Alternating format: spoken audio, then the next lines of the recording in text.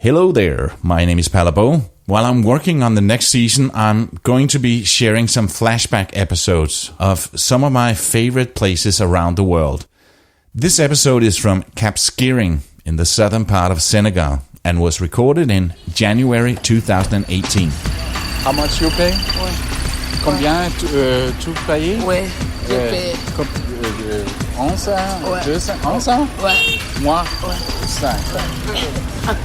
Parce que tu pars. Ouais, tout va bien, tout va. Meet Palebo, a digital nomad from Denmark on an epic journey around the world. At the age of 50, he made a bold decision and set out with a quest to visit every single country in the world, documenting everything along the way. This is the Radio Vagabond podcast. This episode is brought to you in part by this website called hotels25.com. And this is a cool website. It helps you find the cheapest hotel rooms around the world. Hotels25.com. You should try it out. It actually works. The place I moved into here in Cap Skirring is called Cap Senegal, and it's run by Marie and Patrick. They invited me for a glass of wine at their private house and a chat about how they ended up here. They are originally from Belgium. Yes, that's my origin. Yeah, so French is your language. Yes. Yeah. Not mine so much. So this is my podcast, so we're doing it in English. Okay. On the way to Patrick and Marie's house, we stopped by a giant hotel that is now closed and completely abandoned. But you could really feel how grand it was, with sea view and swimming pools and nice rooms when it was there. And actually, that's the reason they went down here. Patrick is an advertising guy and came here to help his friend who ran the place with advertising.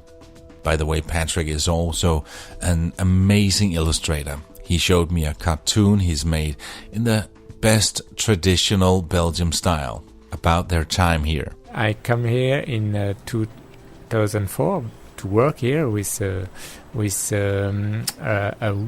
partner in business, and I do advertising for him. Mm-hmm. But now this man is dead, so I work for my own now. So he was also a Belgian, of course, and you were brought here to help him advertise his hotel. Yes, he has a nice hotel, and he. Yeah, we just saw it, and after he died, it's empty now, and it's such a shame. Yes, it's a shame. But good for your hotel, I guess. But no, it's a sad thing. When you work in touristic industry, you need many hotels open and good activities. Okay. But when a hotel is closed, it's just a pity for other touristic hotels. It's not good for us. But you have quite somewhat of the same background as me. I'm also used to be a graphic designer. That's my education. And did you see yourself going into the hotel business? No, not at all. Not at all. In fact, it's to make pleasure to people here. I work with Senegalese people, and they are very nice. So I want to help them, all of them. But it's not possible. Sure. I try to do my best. So we meet a cooker, and he say to me he want to have a restaurant. So we build a restaurant for him. But it's not my first job. So that's why we begin so, and now we continue to do our best.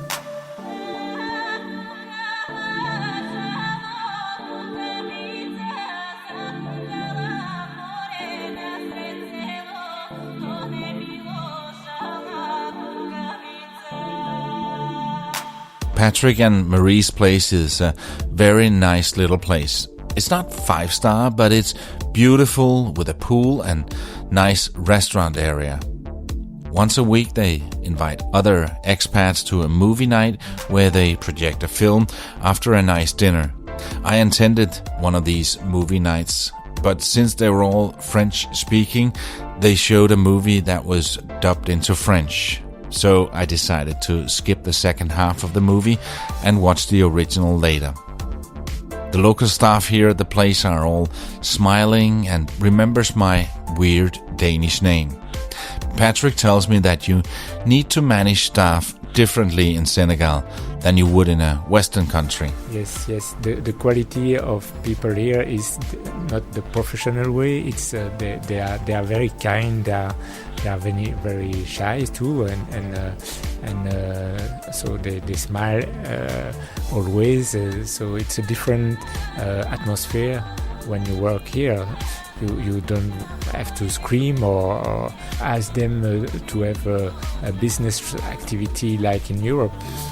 They just have to make what they can do best. So smile is the best way for them. And you don't show up with a business plan and think now we're doing it the Belgium way. No. Yes. We are in Senegal, so we have to adapt with the country. It's not the country that adapt to us, to our civilization or anything else.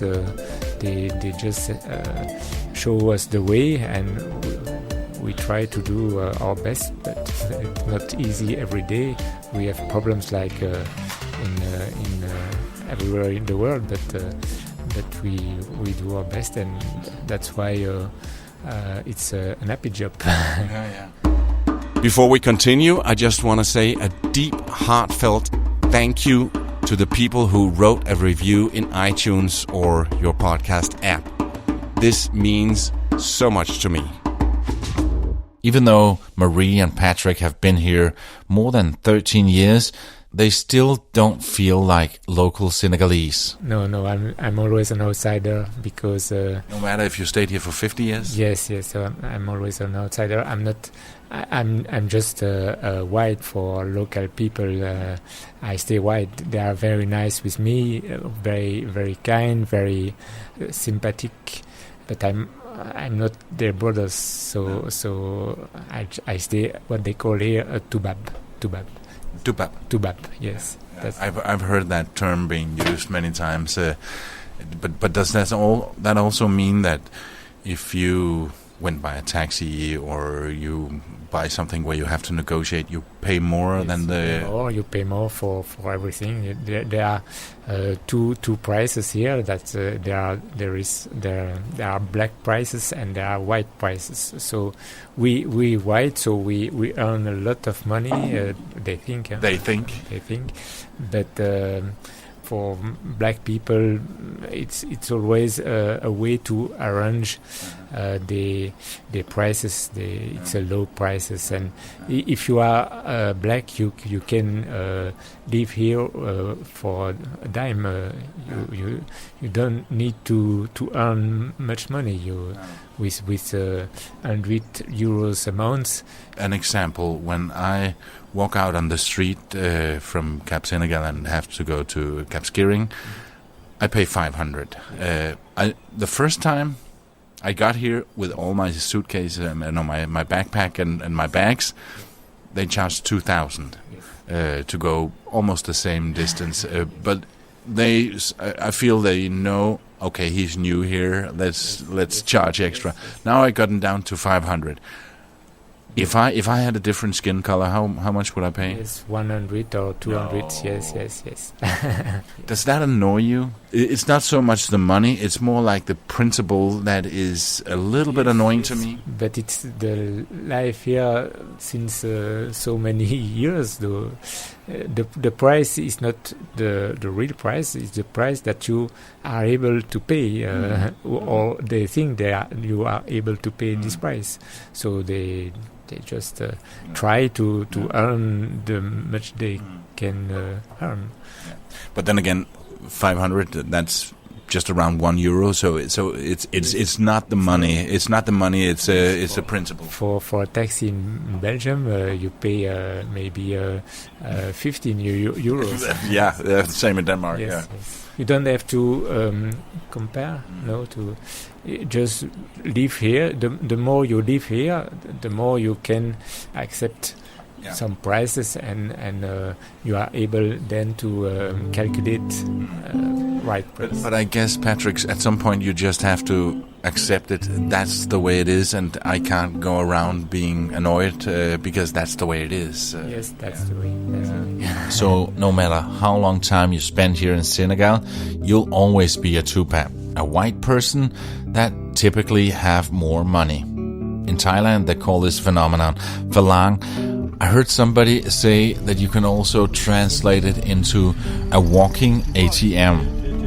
The place I live is a couple of miles away from the small city, and there are no local buses going that direction. There are no official taxis, but that's not a problem. You just go out to the road, stick your arm out, and within seconds you get picked up, because all the locals are taxis. You pay a little bit of cash, and even though it's cheap, I pay maybe 3, 4, 5 times more than the locals. I am a Tupac. What was going on here with the police control? Here I am in one of those local taxis, and we get pulled over by the police.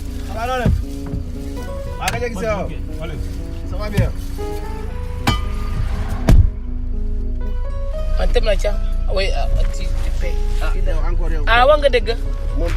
Wanga dëgg. Wanga dëgg. Léegi lu ñu def pièce. Non? Ouais, voilà, donne ça. Voilà.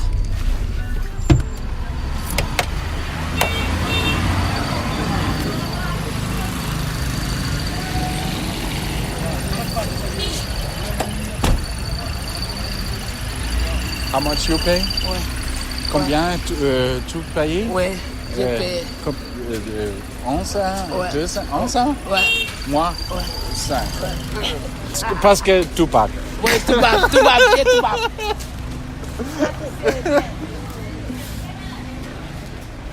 That was a pretty good example of me paying much more than the locals because of my skin color. And that's okay, because that's what it is. When you're here, you're a Tupac, and that's a white person, and you pay a lot more. And here, this girl sitting beside me in the car was paying 100, and I was paying 500. Well, 500 is less than $1, less than €1. So it's nothing for going 3 kilometers, but she paid a fifth of what I was paying.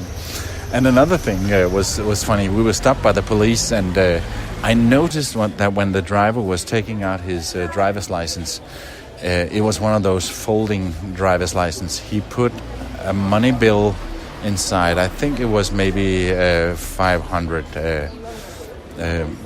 Well, like I paid for this ride, less than $1, less than €1, and he gave his driver's license with the money bill inside, and the officer took the driver's license and walked 2 steps, opened it, and found the money bill, took the money bill, and gave him the driver's license back, and said now he can drive. Yeah. Pretty normal right here, I guess. Life is short, and there is so much to explore. I won't let a second go to waste. Yeah, time goes fast. I better step it up now. Take some chances, cut some ropes. Ooh, ain't gonna wait much longer. Chase my dreams while I'm still young and single. Nothing's gonna stop me, no. I have to run, 'cause life is now. Can you tell me a little bit about the country, Senegal? What is it about this place, other than the obvious, the nice weather, that had made you and Marie decide to stay here? Yes, the nice weather, of course. When you have temperatures between 20 or 30 degrees, it's a nice life. The kindness of people, that's also a great part of attraction of the place.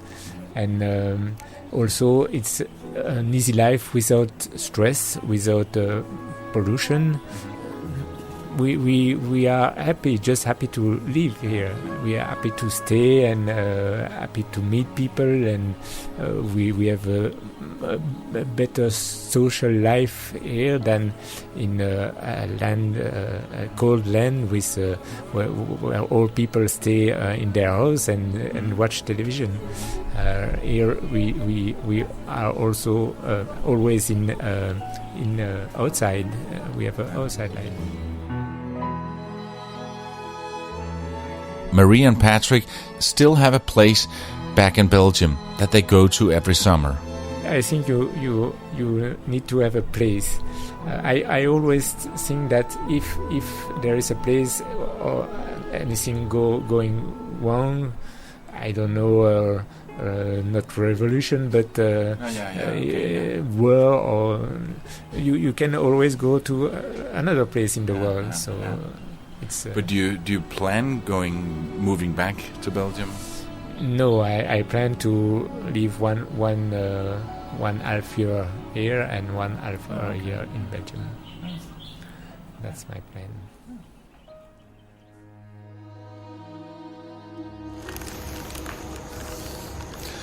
And this time it was different because I just got back to the hotel from Cap Skirring.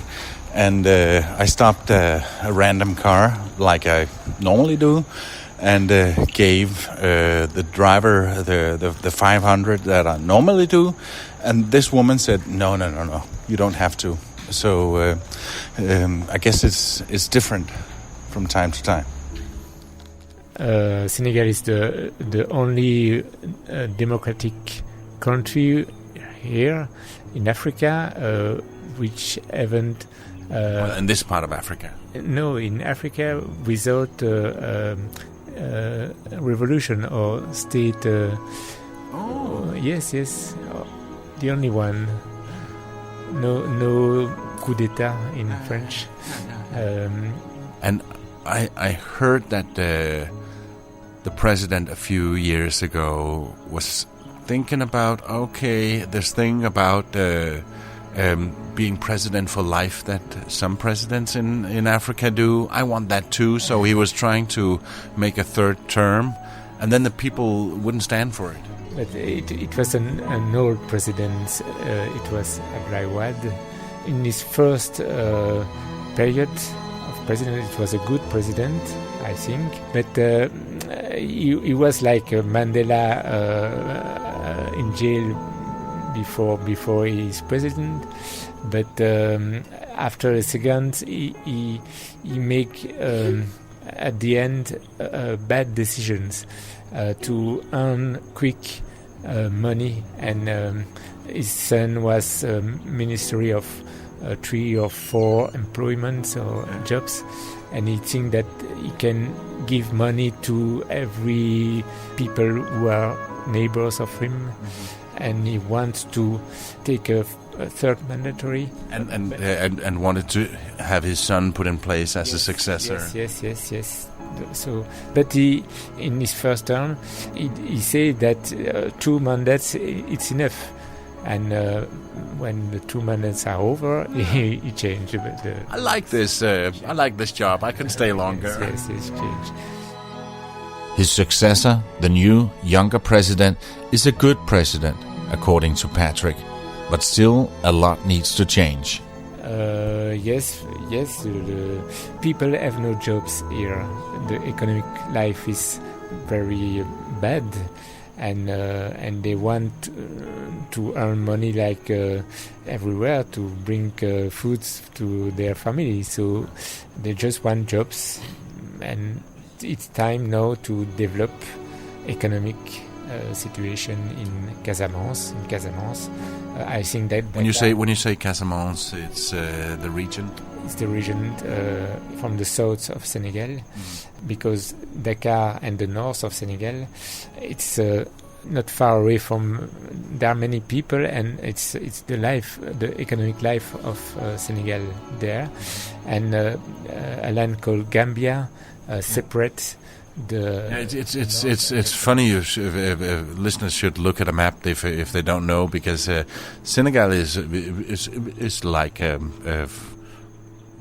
flat, round area, and then Gambia is sticking in the middle, like a shoe that sort of separates the country in two. And it's a big problem. So the south of Senegal, the Casamance, was the rich part of Senegal. Casamance is cut in two. Senegal is cut in two by Gambia, and with borders, with frontiers, with another language. And when you live in Casamance and want to go to Dakar, the capital, you need to make it with a boat, with one day traveling, or drive through Gambia, or the long way around. Yes, with very big problems. And 1 year or 2 years ago, there was Gambia was a dictator, so it was very complicated to came across this country, because all the functions are corrupted, policemen, or they want always money, and it's very difficult to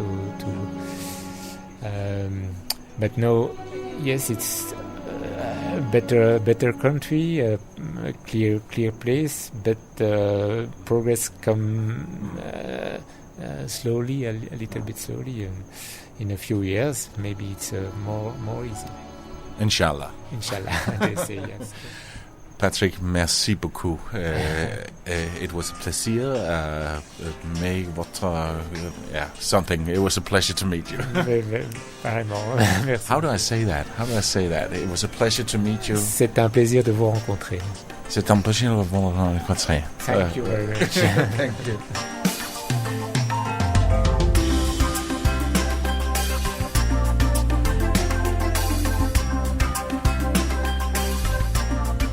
Saturday night, I went to the town to have dinner. And after that, I was at a sidewalk cafe with a beer. And at the next table, there was a young, athletic Gambian guy with a small group. He turned around and said hi to me, and we started chatting. Not a lot of people here speak English. They all speak French. But this guy did. He calls himself John and tells me that he's a dance teacher. After 15 minutes, the chat was going so good that we exchanged phone numbers. He got my local Senegalese number that I have on my spare phone, so I wasn't afraid to give this number to a guy that I only just met. And since we were there with the phones, he thought, still again, after only 15 minutes of small talk, that he wanted to show me a photo. A photo of himself. Well, there's no other way to say it. It was a dick pic. I said, no, I don't want to see that. Take that away. It will take me some time to erase that from my memory. It was something I didn't need to see. I thought the situation after that was a little bit awkward, so I came up with an excuse to leave, something like, I have to meet my friend at another bar in 10 minutes. But a couple of hours we meet again. It was in some kind of discotheque, and he told me that he liked guys. Really? I thought. Well, I kind of thought so, since it only took you 15 minutes to show a picture of little John to another man that you only just met. I assured him that I only liked women, just so that we had that out in the open. And then the story got a little bit weird, because he said, I will give you a woman. What do you mean? Yeah, look around in the bar and tell me which one you want. I appreciate the gesture, John. Thank you, but no thank you. I'm good. And then something even weirder happened, because he just told me that he liked guys, and then for the next hour he was dancing very close with an elderly white woman from France. And then they left. I think that she might have paid him to take her home. In fact, this is very common here in Senegal. Women, often white, European, and of a certain age, flock to Senegal shores for the 3 S's: sun, sea, and sex. The Senegal's female sex tourism happens because of poverty and the lack of jobs for the country's young men. In fact, 30% of the youth are unemployed, and the average person in Senegal earns about $3 per day, according to the World Bank. A few days later, I ran into John again. We have a beer, and after a while I asked him what actually happened that night. It's a question of survival, he tells me. Life is hard as a dance teacher. I don't make a lot of money, so I go down here to make some money before I go back to Banjul. If I didn't, I'd be struggling. I don't ask for money, he says. We go out, they pay for everything, we have sex, and before they leave, they give me a bit of cash to help me out. He tells me that the French woman I saw him with the other night paid him $500 before heading home. That's much more than he would make in 3 months as a dance teacher. Some call it male prostitution. Others say that it's just women doing what middle-aged men have been doing for centuries. What do you think? Leave a comment on my Facebook page, facebook.com/Palle Radio Vagabond. That was almost it for this episode, supported in part by Hotels25.com. It's a website that helps you find the best prices on hotel rooms around the world. Hotels25.com. You should try it out the next time you need a hotel room. In the next episode, we head even further south to the country called Guinea-Bissau. And I'm so looking forward to that. My name is Palle. I gotta keep moving. See ya. I hope you enjoyed this flashback episode. And if you did, please share it with one of your friends. There's going to be so much exciting stuff coming up in Season 7 of the Radio Vagabond, and we start that one in September. My name is Palle, and I gotta keep moving. See ya. Produced by RadioGuru.co.uk.